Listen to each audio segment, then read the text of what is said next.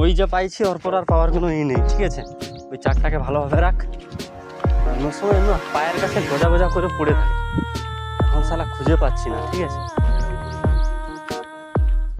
শুকলাচ্ছে দেখি না। এ বাপন রে, ওই দিকে গেলে আশা করি পাবো, ঠিক আছে? এখানে তো নেই। এই জঙ্গলে ঘুরে রে জায়গা আছে ঘুরার, কিন্তু কোথাও একটা দেখতে পাইনি যে একটা পালক ফালক ফেলাইছে। নাই, এগুলাতে তো ঘাস হয়ে গেছে, একটা ময়ূর পালক দেখতে পাইনি। ওই দিকে যাবো, চল।